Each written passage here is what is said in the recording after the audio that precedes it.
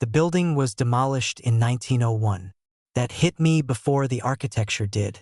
Not damaged, not abandoned, demolished, intentionally. A structure whose load-bearing mathematics we still cannot fully replicate, torn down to make room for a parking facility. The photographs exist. The engineering reports exist. What doesn't exist anymore is the building itself, and the uncomfortable questions its existence raised about when exactly humanity learned to build the way it built. This is where I started. Not with grand conspiracy, not with ancient astronauts or lost civilizations pulled from mythology. I started with a demolition permit filed in Chicago and a structural analysis that a PhD candidate submitted to the University of Illinois in 1987 that, and this is the part one keep returning to, was never formally published. The candidate completed the degree. The dissertation exists in the university archive, restricted access, listed in the catalog. The findings were never entered into the public literature. I am not telling you what to conclude from that. I am telling you what I found. Because once you start looking at the physical record of what human civilization could apparently do before the 19th century standardized our story about what human civilization could do, you find these moments everywhere. These small, specific, documented moments where the official timeline quietly buckles under the weight of its own evidence.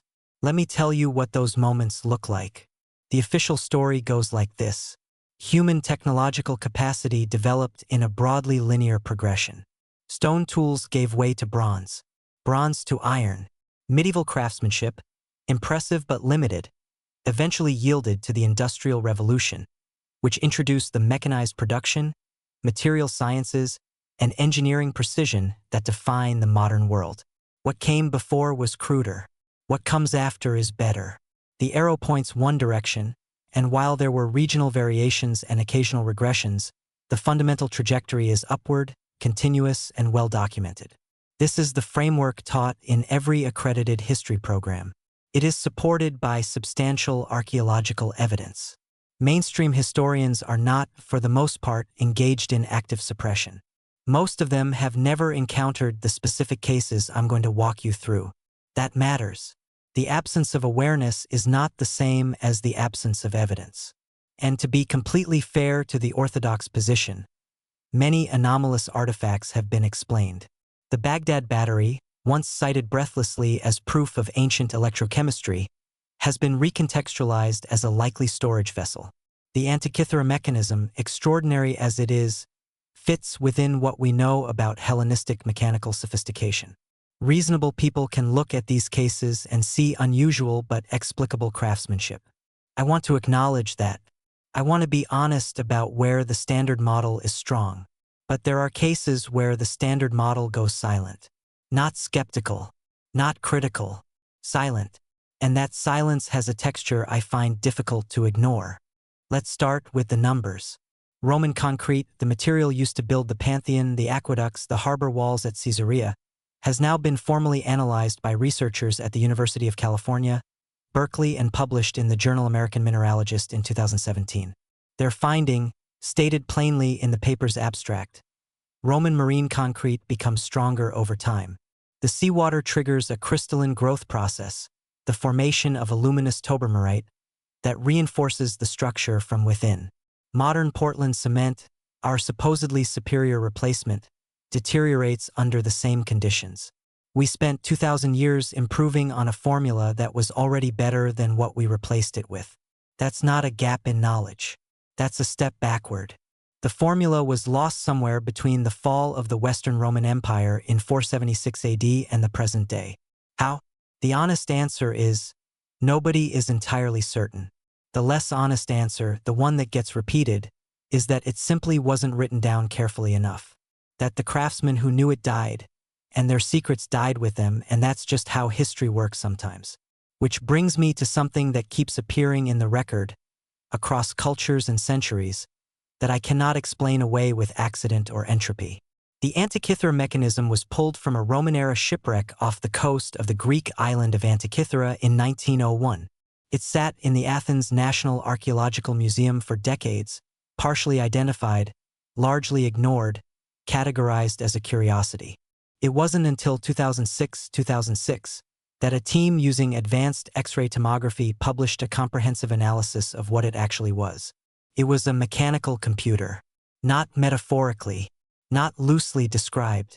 A geared, differential, analog computing device capable of predicting solar and lunar eclipses, tracking the positions of 5 planets, calculating the 4-year Olympiad cycle, and this is the part that still floors researchers, accounting for the irregular motion of the moon, which requires a pin-and-slot epicyclic gear system that wasn't independently reinvented by Western engineers until the 14th century. The mechanism dates to approximately 100 BCE. The next comparable geared mechanism in the archaeological record appears over 1,000 years later. 1,000 years of silence. Not a single intermediate device. Not an apprentice's rougher version. Not a simplified copy. Nothing. The timeline isn't subtle. Which brings me to the archive problem. I spent weeks trying to understand the specific sequence of events surrounding the Library of Alexandria. Not because I think it explains everything, but because it has become a kind of shorthand that actually obscures a more complicated and more troubling picture. The library wasn't destroyed once. It was diminished repeatedly, across centuries, through fire and funding cuts and deliberate political decisions to defund institutions of knowledge preservation that someone, at some specific historical moment, decided were no longer priorities. But the Library of Alexandria is famous. What is less famous is the House of Wisdom in Baghdad. The Beit al-Hikmah, operating from the 8th through the 13th centuries CE, was not simply a library. It was a translation institution, a research center, an active scientific community that was synthesizing knowledge from Greek, Persian, Indian, and Chinese sources and producing original work in mathematics, optics, medicine, and astronomy. The scholars working there were not preserving ancient knowledge passively. They were advancing it. Al-Kindi was developing formal cryptanalysis, the systematic study of breaking encoded messages, in the 9th century. Ibn al-Haytham was conducting controlled optical experiments and articulating a theory of vision that would not be substantially improved upon for 600 years. In 1258, the Mongol siege of Baghdad resulted in the destruction of the House of Wisdom. Contemporary accounts, and I want to be specific here, I am referencing the account preserved in the Jami al-Tawarik of Rashid al-Din, compiled in the early 14th century, describe the Tigris River running black with ink from the volumes thrown into it. This is almost certainly hyperbole, but it describes something real. A systematic, physical destruction of accumulated written knowledge on a scale that even the participants felt required dramatic language to convey. What was in those manuscripts? We know some of what was there because some of it was copied, transmitted, preserved by scholars who fled or corresponded with the institution before its end. But we are working from fragments, from the copies of copies that survive in Ottoman libraries and Moroccan collections and the Vatican archive. The primary record is gone. And here is the thing about destroyed archives. They don't leave evidence of what was lost. They leave evidence of what remained. We catalog the survivors. We cannot catalog the absences. I found this while researching something else entirely. I was looking at the standard academic literature on pre-Columbian North American construction, genuinely routine research, nothing exotic, when I found a 1989 monograph by a civil engineer named Carl Bjorklund examining the load distribution systems in Mississippian platform mounds. Bjorklund was not an archaeologist. He was a structural engineer who had been hired as a consultant on a stabilization project at Cahokia Mounds in Illinois and became, by his own account in the monograph's introduction, unexpectedly absorbed by what the builders had done.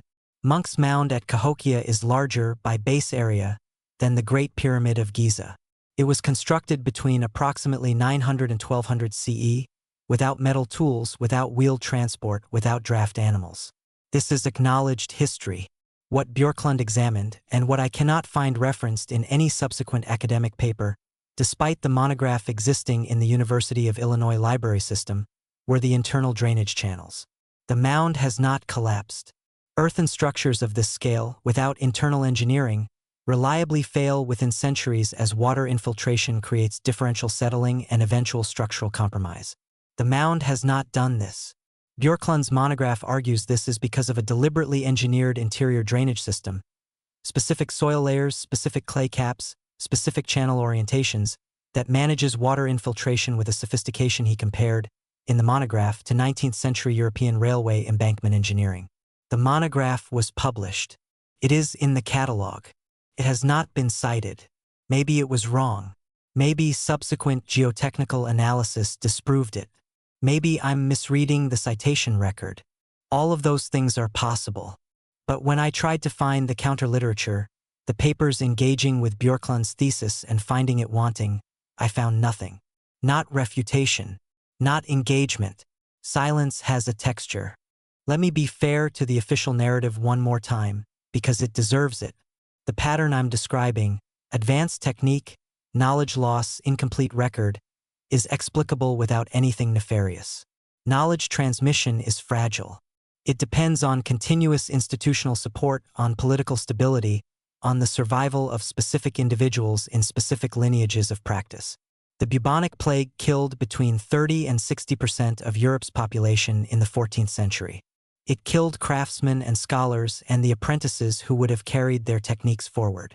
It disrupted trade routes that carried not just goods but technical knowledge. We know that specific construction techniques visible in early medieval European buildings do not appear in post-plague structures. Not because anyone suppressed them, because the people who knew them died faster than they could teach them. Technology loss is real. It is documented. It does not require conspiracy. And yet, the Damascus steel tradition did not end with a plague. It ended within a specific, narrow historical window, in a region experiencing significant political disruption, with European powers actively intervening in regional trade. The Wutz or trade was one of the intervention points. I am not saying anyone deliberately eliminated the knowledge. I am saying the conditions that ended the tradition were not random. The House of Wisdom was not an accidental fire. It was a siege, a political and military act.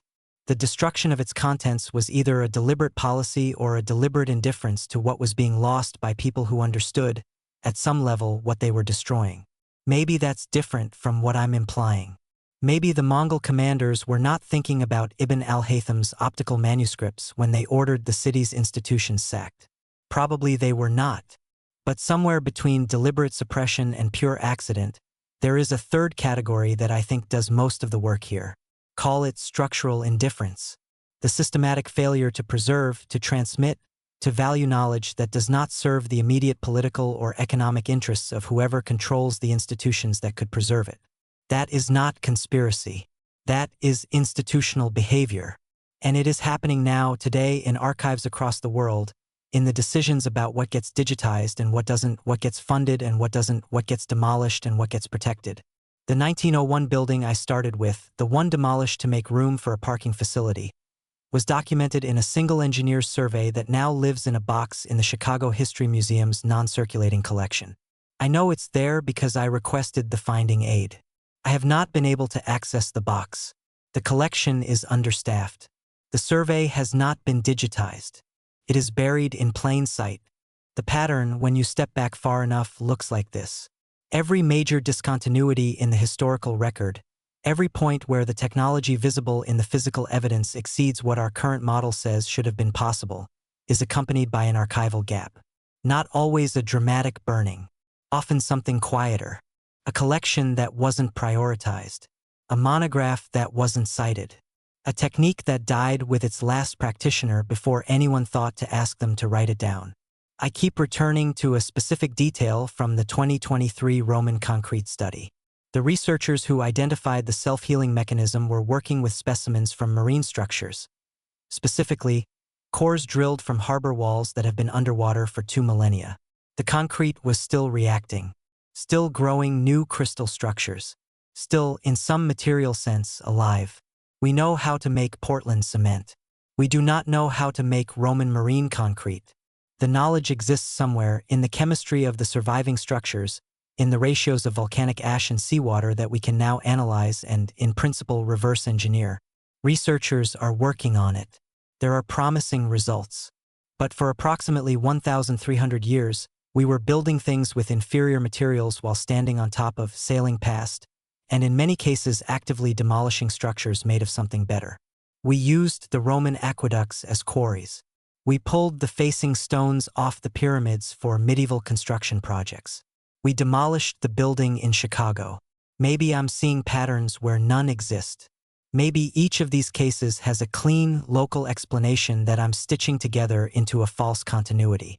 That is genuinely possible, and I want to be honest about that. But the Roman concrete sat in plain sight for 1,300 years. The Damascus steel blades sat in museum cases. The Cahokia monograph sits in the library catalog. The evidence is not hidden. It is unlooked for. I don't have answers, only patterns. The part that keeps me up at night is not the technology itself. It's the question underneath the technology. If the knowledge existed, if human beings working in the 3rd century BCE and the 9th century CE and the 12th century CE had developed material and structural and mathematical capabilities we are only now rediscovering, what does that mean for the story we tell ourselves about progress? The arrow is supposed to point one direction, forward, upward, each generation building on the last. That is the foundational myth of modernity, and it is not entirely wrong. In many domains, continuity holds, and we are genuinely, demonstrably more capable than we were. But it is not entirely right either. And in the space between what it gets right and what it quietly ignores, there is a record of lost things. Some of those things we can reconstruct. The self-healing concrete is being actively studied. We may, within this generation, have a commercially viable approximation of what Roman engineers poured into Mediterranean harbor walls 2,000 years ago. That would be an extraordinary achievement. It would also be, if we are honest about it, a recovery. The archive still exists mostly, not complete, not accessible, not prioritized, but the harbor walls are still there.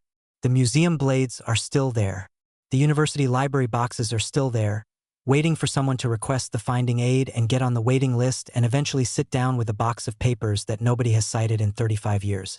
Once you see the shape of what was lost, you start to see it everywhere. In the weight of the unexplained building and the silence around the monograph and the black water of the Tigris carrying pages that only one scholar thought to describe. I cannot tell you what was on those pages, but I know they existed. And once you know that, you cannot unknow it.